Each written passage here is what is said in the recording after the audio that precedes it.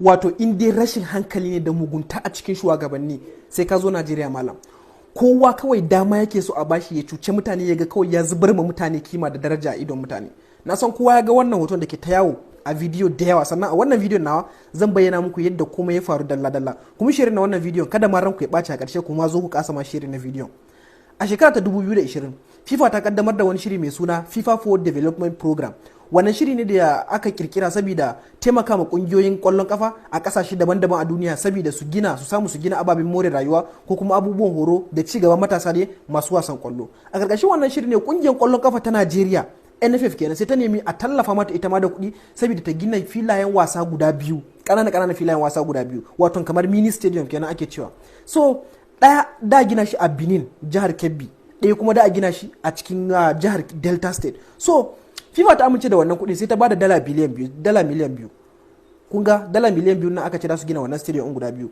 Amma an bada estimate akan cewa kowane fili guda ɗaya zai ci akalla dala miliyan 1.18. Magana nake muku tun 2020 lokacin da kuɗi ke da daraja, shekara ta 2020, shekara 5 baya kenan. A cewar shashin FIFA sun tura wannan kuɗin ne kai tsaye daga FIFA Forward Fund, sannan ta shiga asusun NFF wanda ita ne za ta kula da wannan abubuwan gaba ɗaya. Kun ga kenan babu haɗin wani wakilan FIFA su zo su duba wannan abu, an bar Najeriya ne ta yi komai da kanta. Gwamnatin jihar Kebbi sai ta bayar da fili mai faɗin hekta 4, wato na 4 hectares kenan ba, tare da biyan wa'annan masu filin a matsayin compensation kenan na naira miliyan 19. So an fara wannan aiki a September 2020, sannan aka ce za a kammala shi cikin wata 6. Da farko a cikin wannan tsarin da suka bayar akwai artificial pitch, akwai kujeru guda 267 wanda daga baya za a iya faɗaɗa shi zuwa kujeru 5,000, ɗakunan canza kaya, ofishin likita, wurin aje mota da sannan da fili da net wanda zai zagaye wannan filin. Gaba ɗaya an yi shi ne a cikin tsarin farko.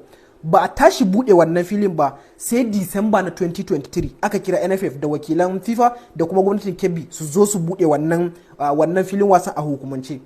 Yanzu ga cewa masu cewa 1.2 million ba zai gina stadium ba. Akwai bambanci tsakanin mini stadium da kuma babban stadium.